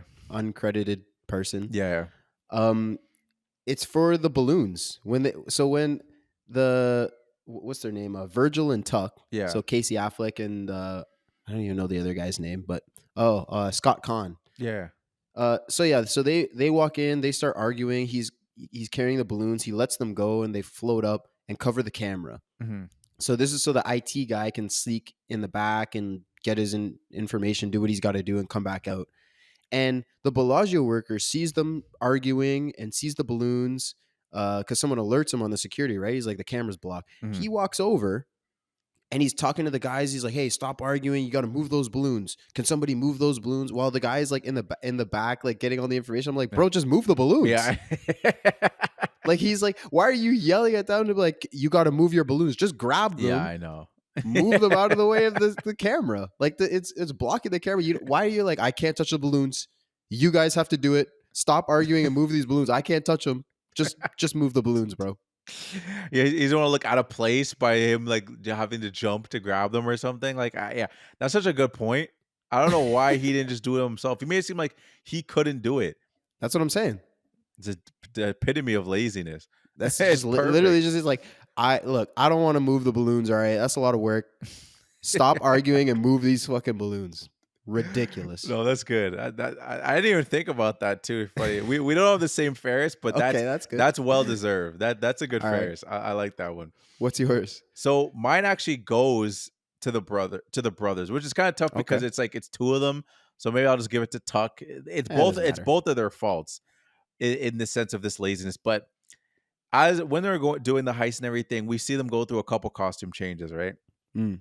So the one when they're leaving from the service, they were the servers, and then they turned into the guys that were moving the little cart that Yen was in, right? Right. Yeah. And they leave their serving stuff in the elevator. We even get a shot of it too, Yeah. where it's just like, why? That is so sus for the plan. Oh, totally. I'm just like, and the fact that we even got a zoom in shot of it, them showing, hey, look, they changed their clothes. But why did they leave it on the floor of the elevator? Someone's gonna see that and be like, yo, what the hell? Yeah, why did they? Because they were just in the room getting yen and putting them in the box. Why did Yeah. they just do it in the room? That's what I'm saying. It doesn't make any sense. Oh my I'm god, giving that's them. so true. Maybe I gotta give that to Danny, because he didn't think of a better plan for them to like not just declothe themselves in the elevator and leave the clothes on the ground. Yeah, Like that makes no sense to me. because another thing, Benedict's like, there's not a camera in the elevator. That's what I was saying. There should be. It's not illegal. You can have cameras in the Yeah, elevator. 100%. No, there yeah, is cameras in the elevator. Remember with that? That's the whole reason Saul passes out, so they don't see Linus and Danny. You're right. That's so true. You're right. So they could with the cameras, they're changing. No one pointed out the laziness, or we should go to the security guard for not pointing that out. What the hell? This is a layered. This is like an onion of a Ferris Bueller, where there's so many layers to laziness. To the laziness. Don't That's understand. so true. Because when they change, it's supposed to be a reveal for us to be like, Yeah. oh, they changed their clothes, but it did not have to be in the elevator. And why would they do that? Because you're right. As soon as someone opens the elevator, if a worker sees that and sees the clothes, they'd be like, whoa. Like they would raise the alarm, right? Tell Yeah. security, be like, there's someone in a fake costume or someone, something's wrong here. That's what I'm saying. Go check the tapes. You'll Yeah. see them doing the little change, Yeah, and you'll notice they exactly. changed like 3 times in that night. And then you wait, Yeah, true. isn't that Saul's? What was Saul's character name? Lyman. Yeah, aren't those linemen Lyman security Zerga. guards? Why are they all? They're gonna have like 3 costume changes. They're all True. over the place. That's a little sus. Great point. Great lazy word. Thank you. Like that made me furious. I was like, why the Yeah. hell are they leaving that in the elevator? And I didn't even think about how they established that there's cameras in the elevator too, which made my mind explode even more. Yeah, you're right. Layered just laziness all across the board. Ridiculous. Oh my goodness. But our next award we have is a fit check, which again, self-explanatory. But Scott, what was your favorite fit check of the movie? Mine goes to Bernie Mac, and it's at the car dealership. Okay. Yeah. And holy shit, guys, Google, what's his name? Frank, Yeah. like Frank Ocean's 11 car dealership scene or something. Cause this fit is insane. So he's got on, like a red suit jacket, Yeah. bright red, which is clean as fuck.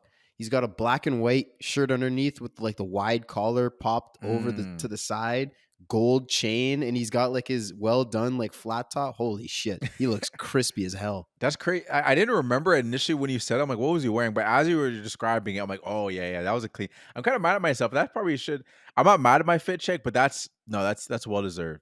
That was a pretty fresh outfit. Fresh as fuck. Yeah. I mean, I guess you got to come collect if you're gonna go to a car dealership to show you mean business. But I mean, you have the money, so that you can show up in sweatpants, I guess. And But apparently not, because he's nickeling and yeah, diming. yeah,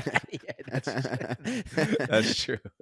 That's a good fit. We didn't have the same fit, but mine I gave to Ruben, and it's okay. and it's funny because they both kind of had like a similar color scheme, because he kind of had like his rich playboy from the 70s kind of fit.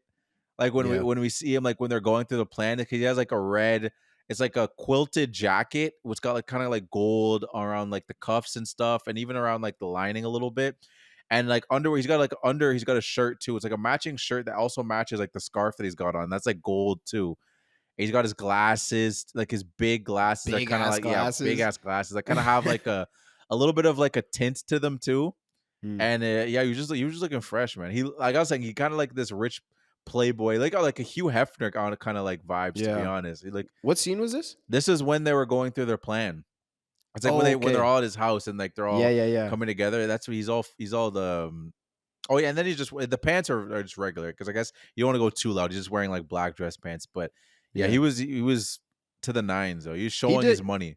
Yeah, he had some good fits. No, I'm not mad that you gave Ruben a fit. And this is when at the start of the scene he opens the door and they all show up. He's like, "What did you guys get, a group raid or something?" Yeah. No, that was because I mean, he doesn't know what the whole plan is, so he doesn't know that it's gonna take 11 people. No, that's true.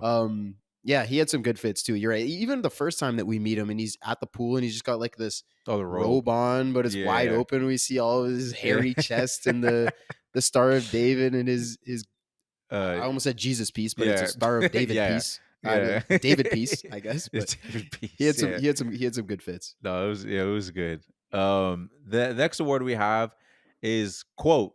So what was, again, self-explanatory. So what was your favorite quote of the movie, Scott? Mine's a little bit of a long one, but I That's give it fine. to Danny. Okay. And it's in the same scene as your fit check. It's when he addresses the team for the first time. Mhm. So they're all sitting around the pool. Yeah. He comes out and he starts off with, like I said before, he's like, Talk. everybody eating good, everybody sober, close enough. Yeah.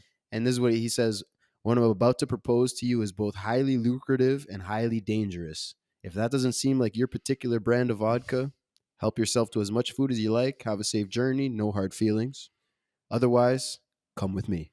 Yeah. And I just thought it was cold. I thought it was hard. I thought he really like sells it. Yeah. Because think about it, he's coming to these guys with a proposal. None of them have to do this, right? Yeah. So he's got to sell this plan for it to work. And I thought it was also kind of smart to like challenge their pride a little bit. Yeah. You know, like it's highly lucrative and highly dangerous. If you don't want to do it, if you know, hey, be a pussy. That's up to you. You know, and I mean, just to egg them on a little bit to force them to do it. It's a smart move. No, 100%. That's literally what that's the filtered version of it. Yeah. Like that's the read between the lines version of it. Because if anyone turned their like and decided to leave, everyone would look at them like, look at this guy over here. Yeah. Oh, is this plan a little too dangerous for you? Don't worry, when we do one of our little jobs, we'll call you. Yeah, exactly. When we're robbing the McDonald's down the street, yeah, you could come by, but if you're not cut for the Bellagio, hey, that's okay, brother. No hard feelings. No hard feelings. This is the big leagues, all right. I understand if you want to stay in little league, that's okay. Yeah, finish up your sourpuss and get the hell out of here. It was a smart move, man. Like you say that, and then they're all like, "Well, shit, now I have to do it." Yo, 100%. Genius move. No, that's a great quote because it's very much like a cap type speech or something like that's like the head honchos being like, because that's like, here we go. You know what I mean? Like everyone's here. If you like, you come with me or you don't. It's that defining moment.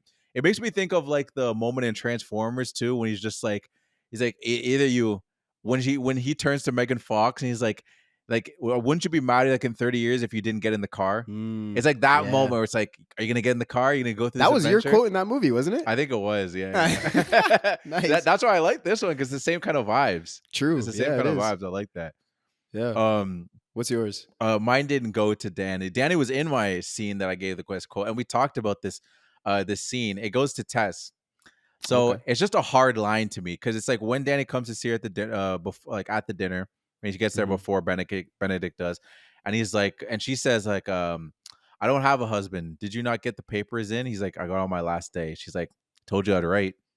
I was like, damn, that's savage. That's tough. I thought that was savage, and she like, just blank face. Danny just had to eat it, and he's just like, all right, yeah. I mean, what do you say to that? Yeah, nothing. I told you how to write. I was like, oh, damn. Oof, I felt that. I was like, that's tough.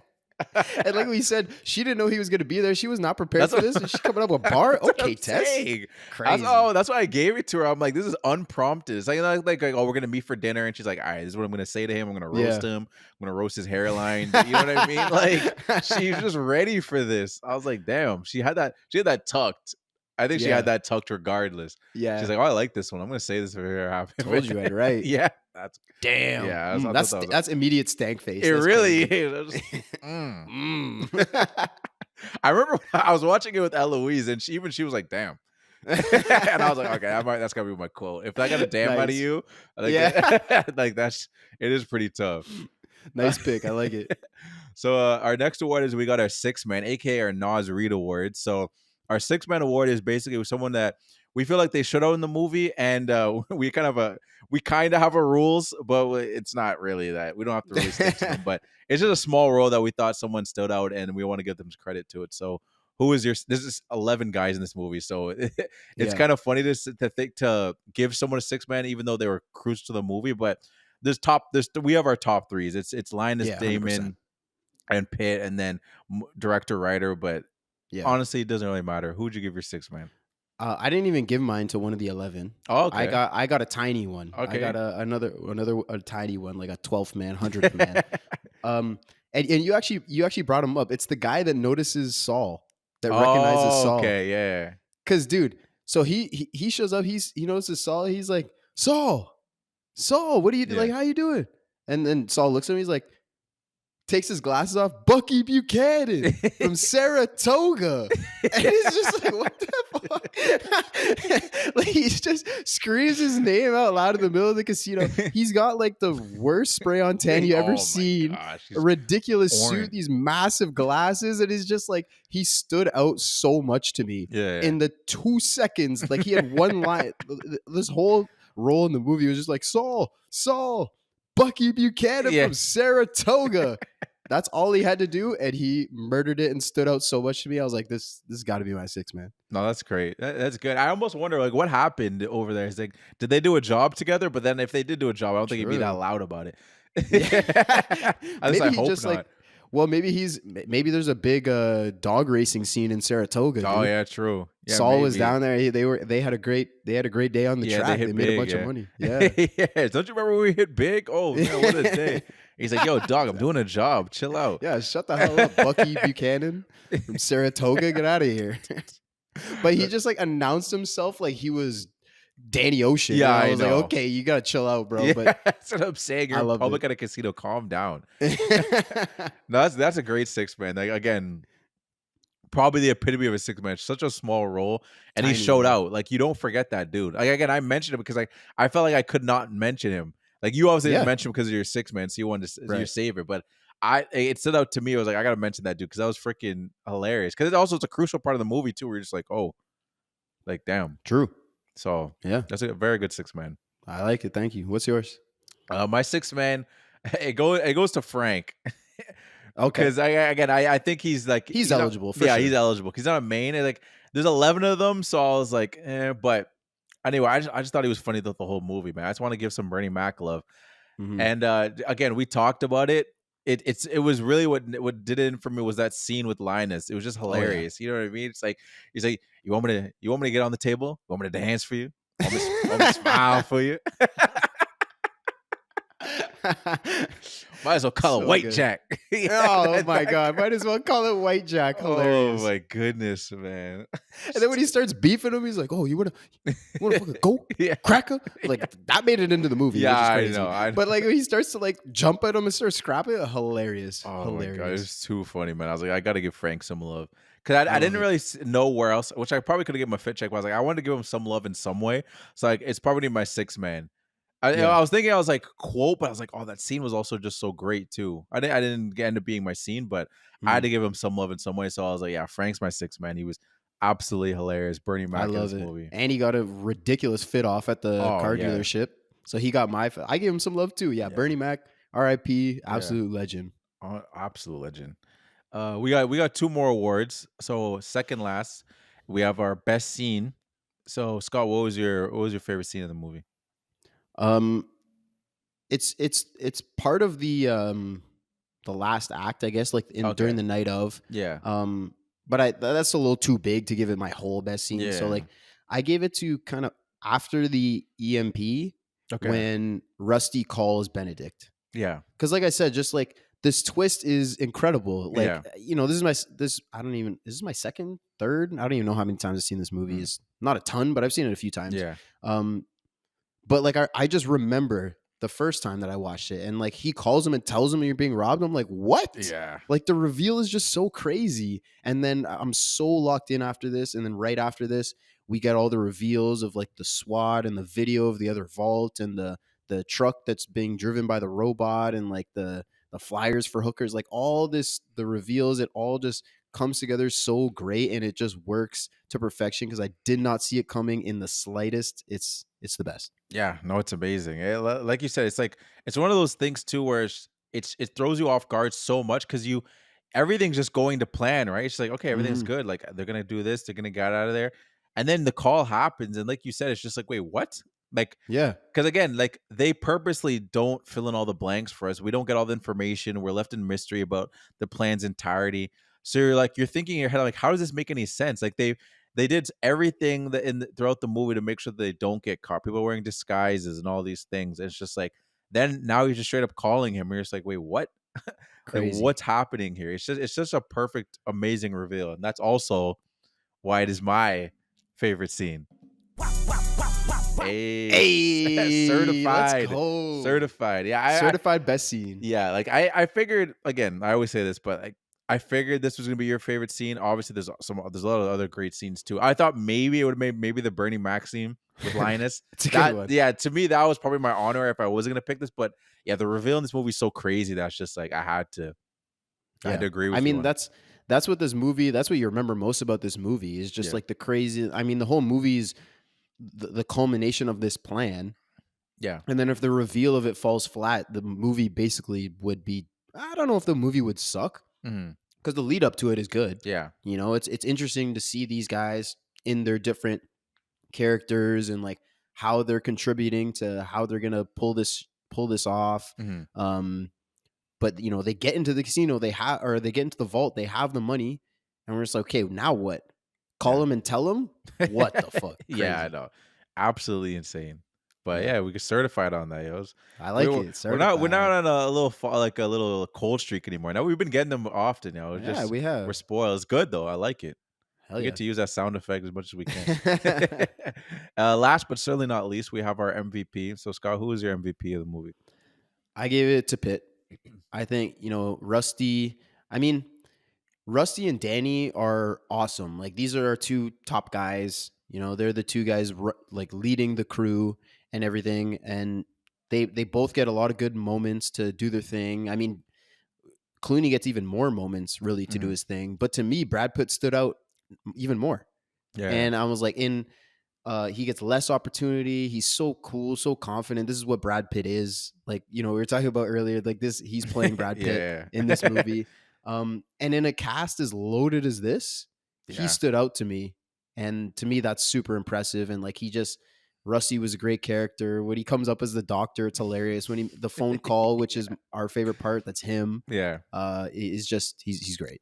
Yeah, it's well deserved. And my MVP is along those lines, but it's not exactly Brad Pitt because I gave it to Deborah Zane, who's the casting director.